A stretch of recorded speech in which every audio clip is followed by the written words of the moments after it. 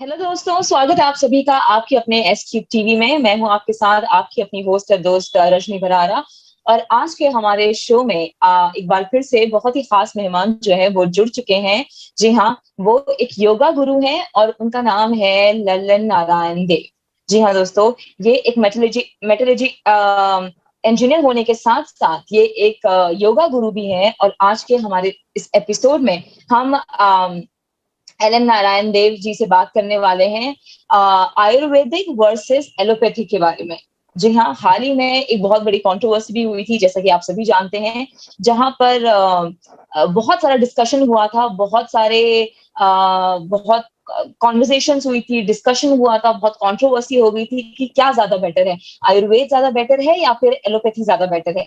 तो आज के हमारे उसी डिस्कशन को हम एस क्यूब टीवी पर शुरू कर रहे हैं हमारे आज के बहुत ही खास मेहमान के साथ, जिनका नाम है एल एन नारायण देव जी। तो सबसे पहले हम इनका स्वागत करते हैं आपके और हमारे फेवरेट एस क्यूब टीवी पर। बहुत आपके बहुत व्यूअर्स स्वागत है गुरुजी आपका। आपके व्यूअर्स को और आपको मेरा नमस्ते, आपका अभिनंदन और साथ साथ आपके व्यूअर्स का भी अभिनंदन। बहुत बहुत शुक्रिया, बहुत बहुत शुक्रिया। गुरुजी, तो जैसे कि मैंने हमारी ऑडियंसेस को बताया कि अभी कुछ समय पहले जो है वो बहुत ज्यादा कंट्रोवर्सी हुई थी कि कौन सी मेडिसिन ज्यादा बेटर है, आयुर्वेद ज्यादा बेटर है या एलोपैथी ज्यादा बेटर है। तो इस पे तो मैं बाद में आऊंगी और ये जो सवाल है वो मैं आपसे थोड़ी देर में पूछूंगी। लेकिन सबसे पहला जो सवाल है मेरा इंटरव्यू को शुरू करते ही, वो ये है कि अगर आप हमारी ऑडियंसेस को बताएं कि आयुर्वेद और एलोपैथी में क्या डिफरेंस है। आयुर्वेद और एलोपैथी, एक तो जी। आयुर्वेद एक बहुत पुरानी पैथी है आयुष को बढ़ाने की, आयुष को बढ़ाने के लिए, आयु को, हमारा जो आयु है, हमारा जो उम्र है, आयु, लंबे समय तक स्वस्थ होकर के उम्र। उसमें हॉलिस्टिक ट्रीटमेंट की व्यवस्था है आयुर्वेद। ओके। आयुर्वेद जी। सिस्टमेटिक ट्रीटमेंट करता है और एलोपैथी सिम्टोमेटिक ट्रीटमेंट करता है, मतलब वो सिम्टम पे काम करता है। और आयुर्वेद सिस्टम पे काम करता है। अब हमारी बॉडी में रेस्पिरेटरी सिस्टम है, डाइजेस्टिव सिस्टम है, सर्कुलेटरी सिस्टम है, नर्वस सिस्टम है, there are so many systems. तो ये सिस्टम को ठीक करता है, मतलब इंजन को ठीक करता है। इंजन के किसी एरिया में, किसी पार्ट में अगर खराबी आ गई है तो उसको ठीक करता है। और वो क्या करता है कि कोई प्रॉब्लम आपके बॉडी में आ गई, सपोज आपको कफ बहुत ज्यादा बन रहा है, तो वो कफ को रोकने की कोशिश करेगा एलोपैथी। कफ क्यों बन रहा है, कफ क्यों नहीं बनना चाहिए, उस पर वो काम नहीं करता। तो आपके कहने का मतलब है कि आयुर्वेद जो है वो जड़ पे काम करता है। यस। और एलोपैथी जो है, कोई प्रॉब्लम आई है तो उस प्रॉब्लम को कंट्रोल करेगा, दबाएगा, बट वो क्योर नहीं करता। ये बहुत बड़ा basic difference. He is a controlling system and Ayurveda is a curing system. ये क्योर करता है, वो कंट्रोल करता है। Okay okay. तो गुरुजी, जी जी जी बताइए। आम भाषा में समझने के लिए ये एक मैंने डिफरेंस बताई। दूसरा, आयुर्वेद जो है वो प्राकृतिक है, नेचर से रिलेटेड। एलोपैथी जो है वो नॉन नेचुरल है, अननेचुरल है। वो नेचर पे डिपेंडेंट नहीं है। वो क्या करता है, नेचर को डैमेज करके मिनरल्स निकालता है और उससे रेडिकल्स बनाता है, केमिकल्स बनाता है, और जो एलिमेंट आपकी बॉडी में कम हो गया है उसको वो मेकअप करता है। सपोज आपको आयरन की कमी हो गई तो आयरन की गोली दे देगा, कैल्शियम की कमी हुई तो कैल्शियम की गोली दे देगा। जिंक की कमी हो रही है क्योंकि ये इम्यून सिस्टम को स्ट्रॉन्ग करने में जिंक का बहुत बड़ा रोल है। जिंक, जस्ता, ये न्यूट्रिएंट्स का काम करता है। ये सब जितने भी मेटल्स है ना, ये मेटल्स न्यूट्रिएंट्स को रिप्रेजेंट करते हैं, इनके कंपाउंड्स। जो नॉन मेटल होते हैं वो सब कार्बोहाइड्रेट से रिलेटेड होते हैं, वो एनर्जी देते हैं आप। और जो मेटल्स होते हैं वो आपको बैलेंसिंग करता है, बोन को स्ट्रेंथ करने के लिए, मसल्स को स्ट्रेंथ करने के लिए, नर्वस सिस्टम को स्ट्रेंथ देने के लिए मेटल्स की जरूरत पड़ती है। So we are adding supplements, complements through the medicine. Okay, allopathy इसका सहारा लेती है, बट आयुर्वेद प्रकृति से सहारा लेती है।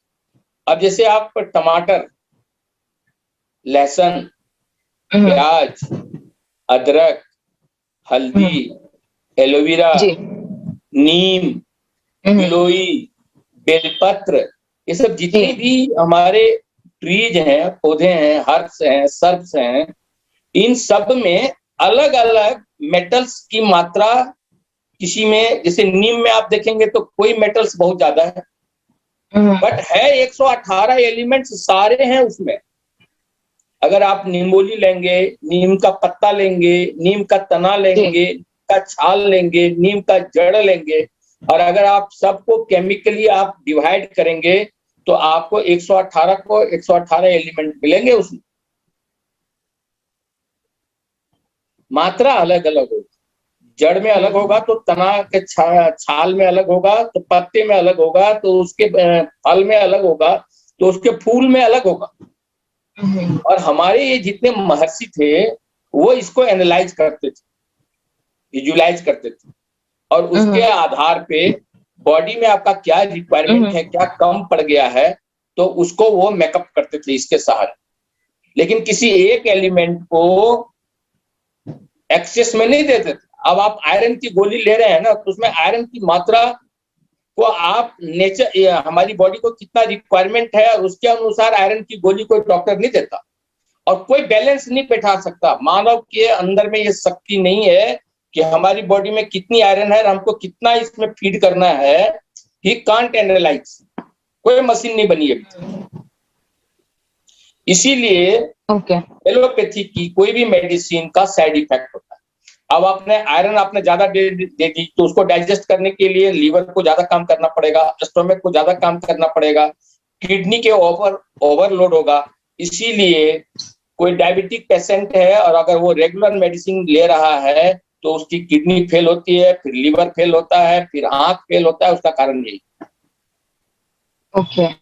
बट आप आयुर्वेदिक थ्रू ले रहे हैं मेडिसिन तो वो बैलेंस्ड होता है और वो डाइजेस्टिव होता है, क्योंकि वो प्राकृतिक है, क्योंकि वो नेचुरल है, और हमारा बॉडी उसके अनुसार डिजाइन है।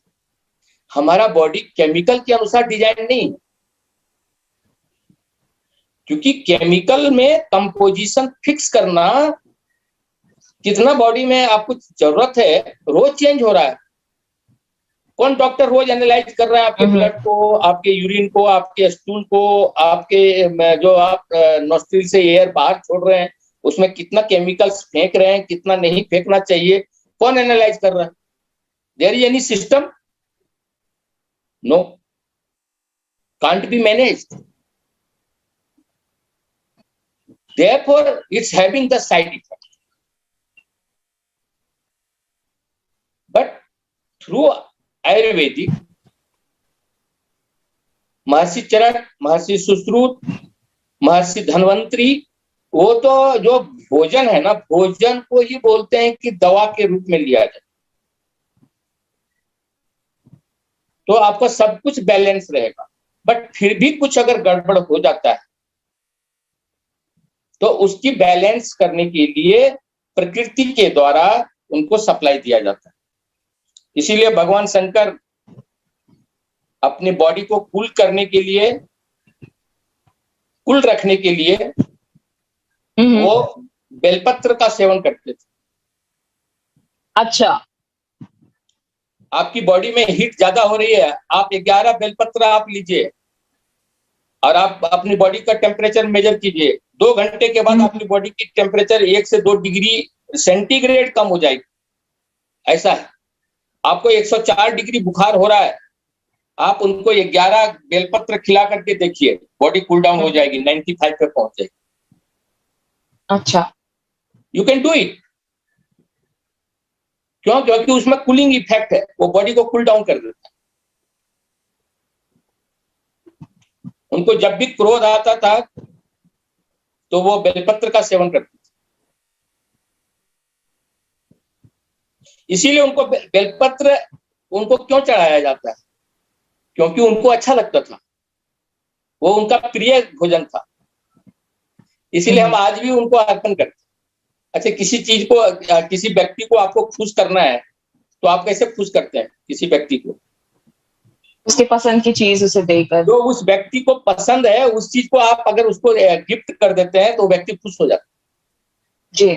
तो भगवान को भी वो चीज प्यारा था, धतूरा प्यारा था, भांग प्यारा था, वो मेडिसिनल के रूप में लेते थे। बट हम और आप आज उसको ओवरडोजिंग करके नशा कर देते। जी। ये आदमी का अपना लुक है, बट भगवान शंकर इस ज्ञात, लेकिन भांग में और धतूरा में ऐसी क्या मेडिसिनल वैल्यू है? इस ज्ञात इतिहास के सबसे पहला शल्य चिकित्सक है भगवान शंकर, जिन्होंने अपने पुत्र का शल्य चिकित्सा की थी। हाथी का मुंडी लगा करके और उन्होंने सिलाई करके और उसका ट्रांसप्लांट कर दिए। He is the first surgeon of the non history. हाँ, आप क्या बोल रहे थे? जी, तो गुरुजी मैं ये पूछना चाह रही थी आपसे कि धतूरा में और भांग में ऐसे क्या मेडिसिनल वैल्यूज हैं, अगर आप हमारे दर्शकों को बताना चाहें। हाँ, यस। अब आप देखें, धतूरा में देखें, अब आप धतूरा आपको कब सेवन करनी है, आपको भांग कब सेवन करनी है।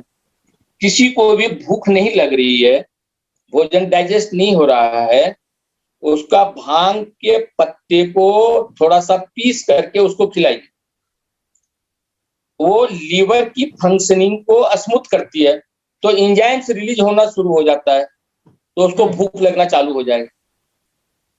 करके देखिए, जो भी भांग का सेवन करता है उसकी डाइजेस्टिव सिस्टम बहुत स्ट्रांग हो जाती है, बट लिमिट में करना है, नशा के लिए नहीं करना है।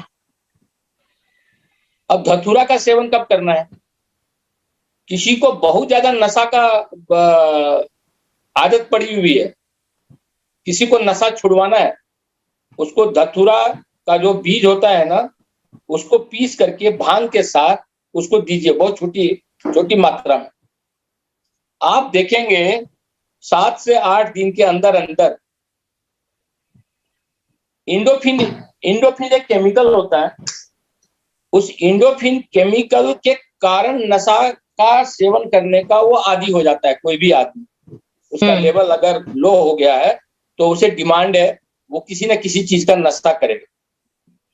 तो ये धतूरा क्या करता है, इंडोफिन की लेवल को हाई कर देता है, फिर उसकी डिमांड खत्म हो जाती है। जी।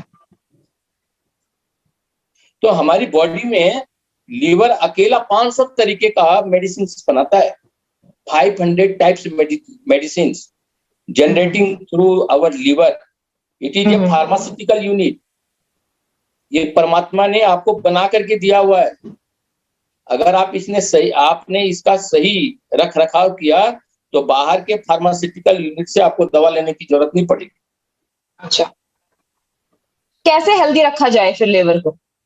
हाँ, लीवर को हेल्दी रखने का सबसे अच्छा तरीका है सूर्यास्त के बाद 2 घंटे के अंतराल में आपको भोजन करना है। उसके बाद अगर आप करते हैं तो आप लीवर को ओवरलोड कर रहे हैं। लीवर सूर्य भगवान के जाने के बाद 5 घंटे के बाद वो अपने क्लीनिंग प्रोसेस में चला जाता है। That is the biological clock. ये आपके कहने से, आपके जागने से वो अपना काम बंद नहीं करेगा। और अगर आप 5 घंटे 6 बजे अगर सूर्यास्त हो रहा है और 11 बजे के बाद अगर आप सो रहे हैं या 11 बजे के बाद आप भोजन कर रहे हैं, वो भोजन कभी भी डाइजेस्ट नहीं होगा, वो सड़ेगा। क्यों? क्योंकि लीवर एंजाइम्स नहीं देगा, लीवर क्लीनिंग प्रोसेस में चला गया। इसीलिए लेट को खाने वाले लोगों का लीवर खराब होता है और उनको कंस्टिपेशन का प्रॉब्लम आती है। जो लेट रात को जाग करके पढ़ते हैं बच्चे, चाहे बड़े जो काम कर रहे हैं, उनको कंस्टिपेशन होना है, कोई बचा नहीं सकता। That is the reason.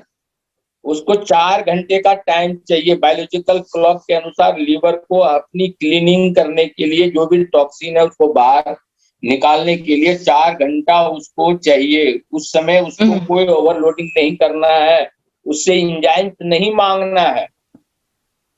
Okay. Every day. उसी तरीके से 2 घंटा स्टोमक और स्मॉल इंटेस्टाइन और लार्ज इंटेस्टाइन अपनी क्लीनिंग करता है। 11 से 4 का मतलब 3, और 3 से 2 घंटा 5 बजे तक ये हमारी पूरी लंग्स से लेकर के, हार्ट से लेकर के, स्मॉल इंटेस्टाइन, लार्ज स्टोमक, ये सब क्लीनिंग का टाइम है। और अगर आप इस समय जाग रहे हैं तो आप हार्ट को ओवरलोड कर रहे हैं, लंग्स को ओवरलोड कर रहे हैं, स्टोमक को ओवरलोड कर रहे हैं, किडनी को ओवरलोड कर रहे हैं, और आप स्मॉल इंटेस्टाइन, लार्ज इंटेस्टाइन को ओवरलोड कर रहे हैं।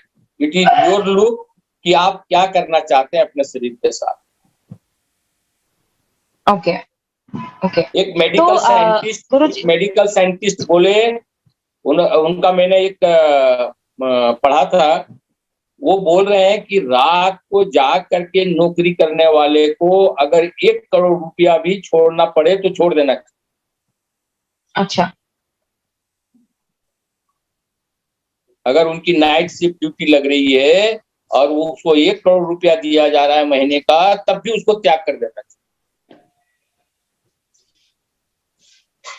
इसीलिए रात को जागने, और अभी हमारे खास करके भारत में हमारे जितने भी हॉस्टल में बच्चे पढ़ रहे हैं जो स्टडी में हैं, वो रात को जागते हैं और दिन में सोते हैं, और ये बहुत बड़ा अपराध कर रहे हैं अपने शरीर के साथ। ये मेरा मैसेज है लोगों को, यंगस्टर को।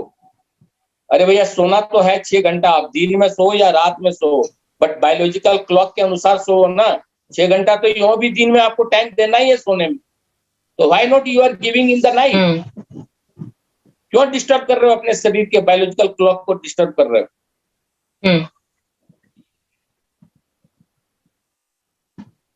अब ये मेडिकल साइंस इसकी बात नहीं करता, क्यों? उनको पता नहीं है, वो उनको पढ़ाई नहीं जाती, ये इनके सिस्टम में नहीं।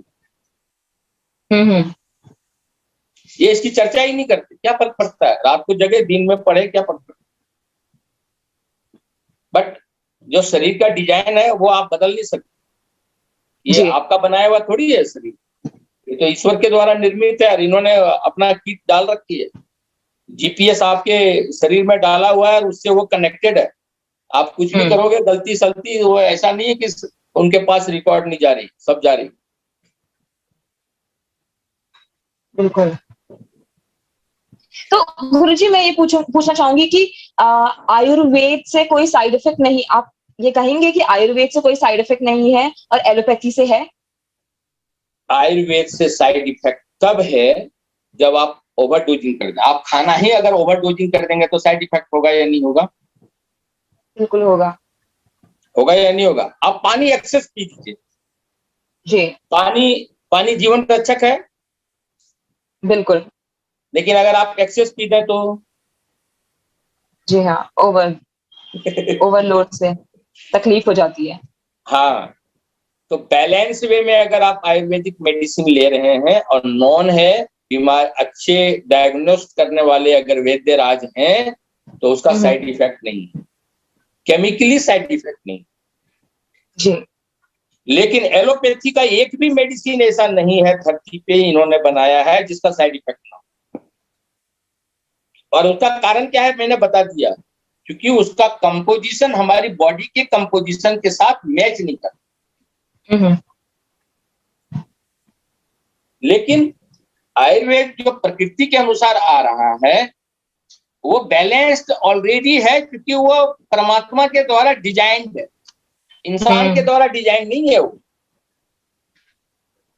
तो उसकी कंपोजिशन ऐसी इम्बैलेंसिंग नहीं है कि शरीर में आकर के बहुत बड़ा नुकसान कर देगा। हाँ, एक्सेस कर देंगे आप, एक्सेस धतूरा ले लीजिए तो नशा आएगा, एक्सेस भांग ले लीजिए तो नशा आ जाएगा, डैमेज भी करके मार भी सकता है वो।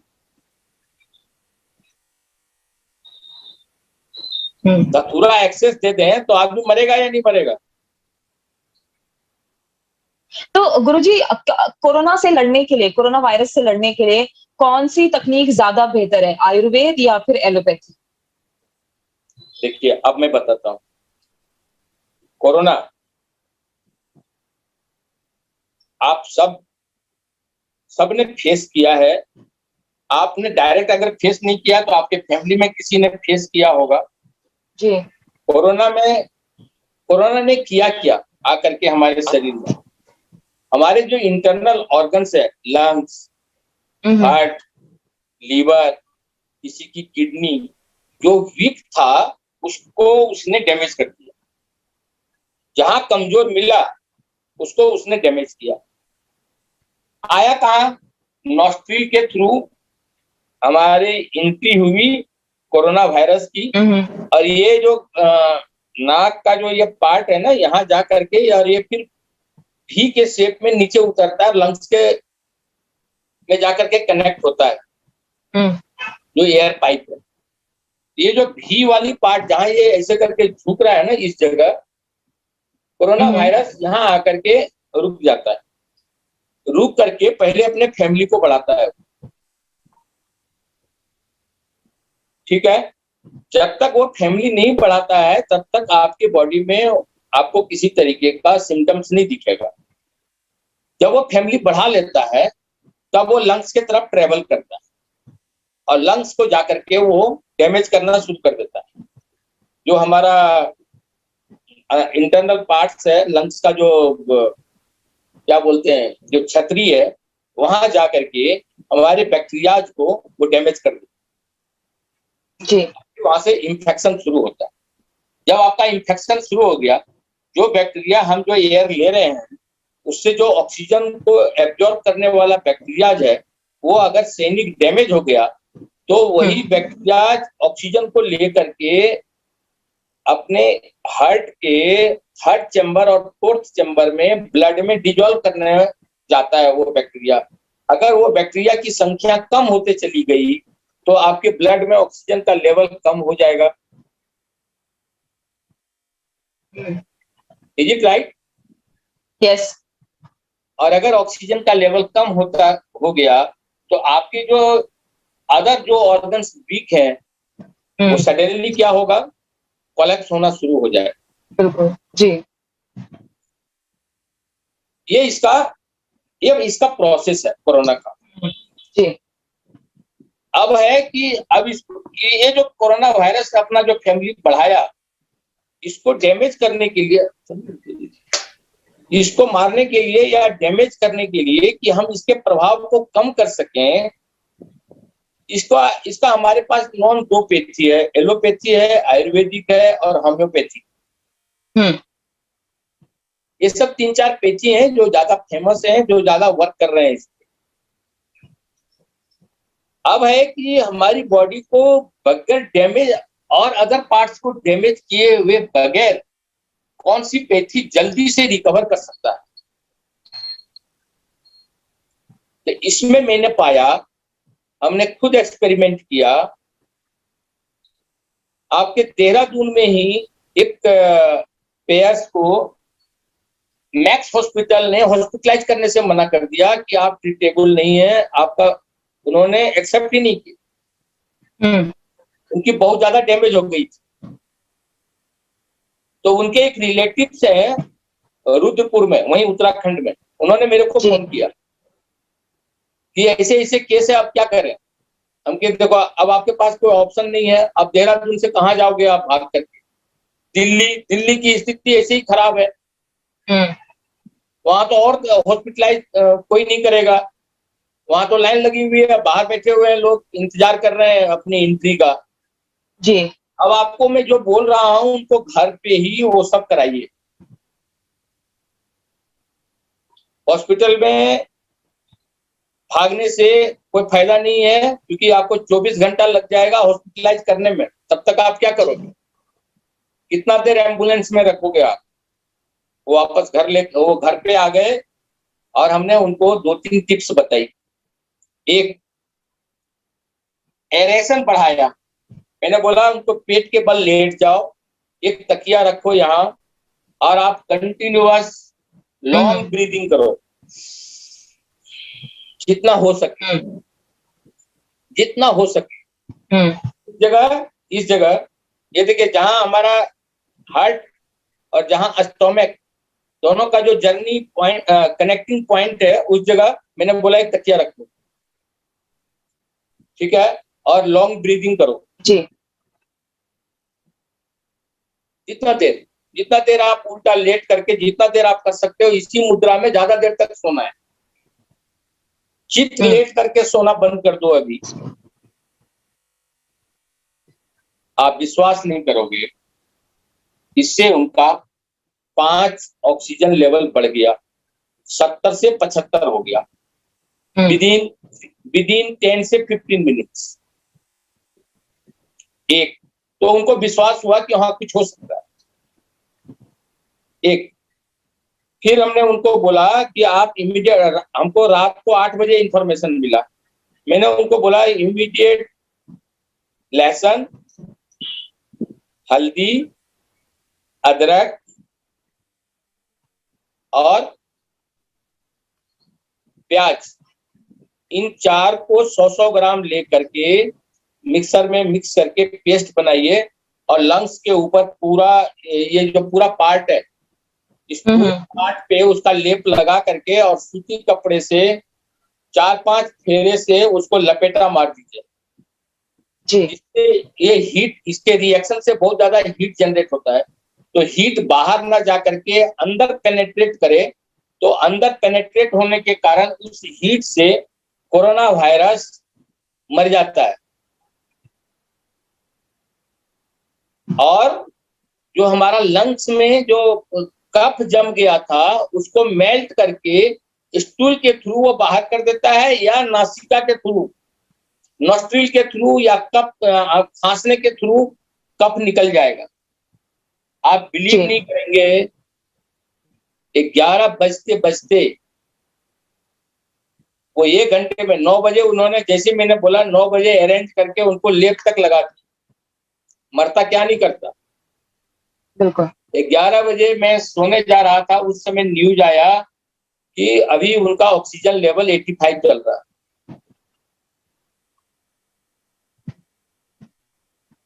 उनके पास ऑक्सीजन सिलेंडर की व्यवस्था नहीं थी, ना ऑक्सीजन मास्क की व्यवस्था कर पाए, वो ढूंढ करके उनके रिलेटिव थक गए, मिला नहीं।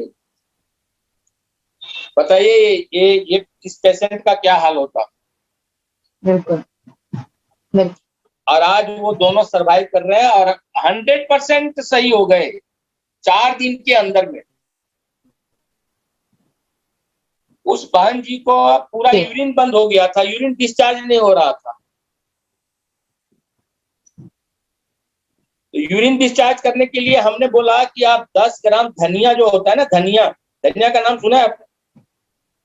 जी, धनिया, बिल्कुल। साबुत धनिया 10 ग्राम ले करके उसको अच्छी तरीके से पानी से धो लो, और इसको 10 से 15 मिनट मुंह में रख करके चबाओ। आप 15 मिनट के बाद आपका यूरिनेशन चालू हो जाएगा, और पूरी बॉडी से जितना भी स्टोर्ड यूरिन है वो सब एक साथ निकल जाए। और ऐसा ही हुआ, आधे घंटे में आपकी आवाज बीच 3 दिन से ट्रीटमेंट कर रहा था, उनका यूरिनेशन बहुत स्लो हो रहा था, आधे घंटे में पूरा स्टोर्ड यूरिन बाहर आ गया। बताइए। आपकी ना आवाज बीच में चली गई थी, आपकी आवाज बीच में चली गई थी, आप वो स्टेप दोबारा से बताइए। धनिया के साथ आपने क्या बताया था? धनिया, साबुत धनिया का जो बीज होता है, 10 ग्राम धनिया लें, उसको अच्छी तरीके से पानी से धो लें अच्छी तरीके से, और उसको 10 से 15 मिनट पूरा चबाएं, उसको एकदम पाउडर कर दें मुंह में। 10-15 मिनट तक आपको चबाना है, ये नहीं कि चबाते गए और निकलते गए, चबाते गए निकलते गए, नहीं। 10 से 15 मिनट चबाइए और उसका रस खाली निकलना है आप। और आप जैसे जैसे रस निकलते जाइएगा, किडनी इतना फास्ट इफेक्टिव होता है कि आधे घंटे में सारा जो स्टोर्ड यूरिन था वो सब बाहर आ गया। क्या बात है। और कोई भी इसको एक्सपेरिमेंट करके देख सकता है, कभी भी किसी को इस तरह का प्रॉब्लम आए तो कोई भी करके देख सकता है। जी जी, जरूर जरूर। गुरुजी, इसके साथ मैं आपसे एक और सवाल पूछना चाहूंगी कि जो ये वैक्सीनेशन के बाद बॉडी पेन हो रहा है और वैक्सीनेशन के बाद फीवर आ रहा है, तो इस तरह की जो तकलीफ हो रही है, तो इसके लिए आप क्या सजेस्ट करेंगे? इसके लिए मैं सजेस्ट कर रहा हूँ, जो भी आपके व्यूअर्स हैं वो नोट कर लें। 100 ग्राम लहसुन, 100 ग्राम प्याज, 100 ग्राम अदरक और 100 ग्राम हल्दी, अगर वो कच्चा वाला मिल जाए जी, नहीं तो सूखा हल्दी है, मजबूरी में सूखा हल्दी भी लें, बट अगर कच्चा हल्दी आपको मिल जाए तो वो ज्यादा इफेक्टिव है। जी, उनका एक पेस्ट बना करके और उनको चेस्ट में बोलिए लगाने की। उनके बॉडी में अभी भी कफ जमा हुआ है, इसलिए फीवर आ रहा है। ये पूरा कफ जैसे ही निकालेगा फीवर एकदम उतर जाएगा। ओके। और उनकी जो एनर्जी लेवल डाउन हो गई है वो एनर्जी लेवल भी हाई हो जाएगी, क्योंकि बॉडी ऑक्सीजन एब्जॉर्ब करने लगेगा। हाई लेवल का ऑक्सीजन जैसे ही उनको मिलना चालू होगा तो भोजन डाइजेस्ट होगा, भोजन डाइजेस्ट होगा तो एनर्जी अपने आप आ जाएगी। अगर उनको फिर भी थोड़ा सा एनर्जी में प्रॉब्लम है, थकान ज्यादा हो रही है, तो 2 चीज का सेवन करें सुबह सुबह खाली पेट। 5 बादाम, बादाम जानते हैं ना? जी, क्या बोलते जी, हैं जी, उसको? उसका इंग्लिश में मैं बोल रहा हूँ, आलमंड, आलमंड क्या बोलते हैं? हाँ। और 5 अखरोट रात को धो करके उसको पानी में फूलने दे दें और सुबह उसको ग्राइंडर से पीस करके थोड़ा सा आधा गिलास पानी मिला करके उसको पिला दीजिए। देखिए एनर्जी लेवल, ओके, सारी कमजोरी दूर हो जाएगी। 5-7 दिन अगर ऐसा ले लिया और पहले दिन से उनको उसका इफेक्ट दिखना चालू हो जाएगा। 1 घंटे के अंतराल 5 अखरोट और 5 बादाम, 5 अखरोट और 5 बादाम। जी, जरूर रात को फुला दें और सुबह ग्राइंडर में उसको पीस करके थोड़ा पानी मिला करके पी जाए। बाकी कुछ ऐड करने की जरूरत नहीं है, नॉट सिंगल। ओके, ओके, ठीक है। गुरुजी, क्योंकि समय की थोड़ी सी कमी है, तो मेरा जो आखिरी सवाल आपसे है वो ये है कि अभी जो हाल ही में, जैसे आप जानते ही हैं कि रामदेव बाबा की जो कंट्रोवर्सी हुई थी उनके स्टेटमेंट के ऊपर, उन्होंने एलोपैथी के लिए काफी कुछ कह दिया था और उसके बाद फिर उन्होंने अपना स्टेटमेंट वापस भी लिया था, लेकिन उसके बाद भी वो जो कंट्रोवर्सी थी वो बंद नहीं हुई और वो चालू रही और काफी डिस्कशन रहा, काफी डिबेट्स हुए न्यूज चैनल्स पर। तो आप क्या कहेंगे? आप क्या कहना चाहेंगे उस कंट्रोवर्सी को लेकर? क्या आप रामदेव बाबा के सपोर्ट में हैं या आपको भी लगता है कि कहीं ना कहीं एलोपैथी को इस तरीके से नहीं कहना चाहिए था? आपके क्या विचार हैं? देखिए, जो रामदेव बाबा का स्टेटमेंट हमने पूरा सुना। जी, रामदेव बाबा को ये एलोपैथी वाले 25 साल से उनको परेशान कर रहा है, 1 साल से नहीं, 25 साल से। जी, और उनके बारे में इन लोगों ने ओपनली और आयुर्वेद को खास करके, बाबा रामदेव जी का आयुर्वेद नहीं है, आयुर्वेद तो भारतीय संस्कृति का एक पार्ट है। जी, बिल्कुल। भारतीय विज्ञान का एक धरोहर है। और उन लोगों ने आयुर्वेद को बकवास कहने की भी हिम्मत की है।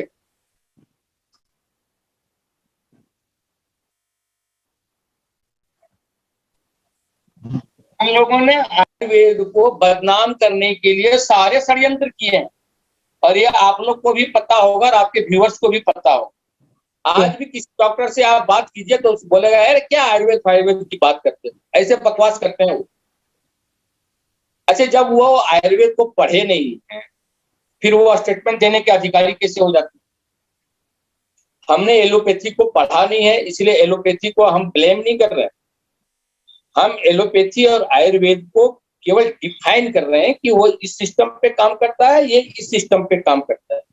वो उनका अपना लुक है, ये हमारा अपना लुक है। योग और आयुर्वेद की अपनी लुक है, हमने इसका अध्ययन किया है, उस आधार पे हम योग और आयुर्वेद की प्रशंसा करते हैं।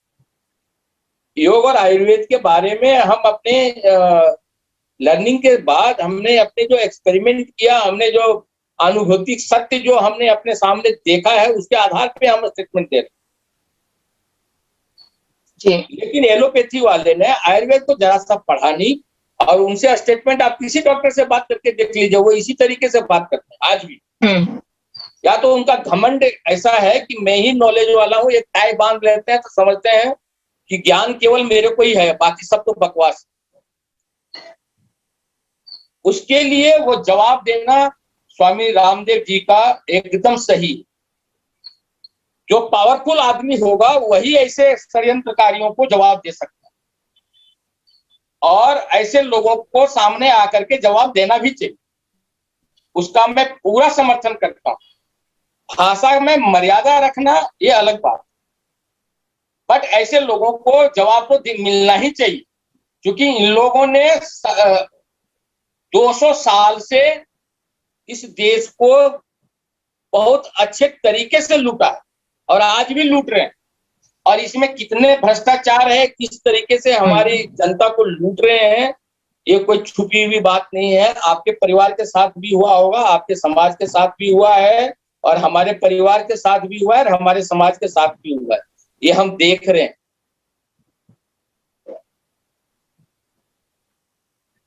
इसमें जो भ्रष्टाचार घुसा है, ये माफिया जिस तरीके से काम कर रही है, ये अपने पद से भटके हुए हैं। मैं सारे डॉक्टर और सारे सिस्टम को ब्लेम नहीं कर रहा हूं, बट मैक्सिमम लोग अपने पद से भटक चुके हैं, अपने लक्ष्य से भटक गए हैं, ये अपनी ऑब्जेक्टिव से भटक गए हैं। इनके सामने केवल पैसा कमाना ही लक्ष्य रह गया है, चाहे इसके लिए कुछ भी करना पड़े।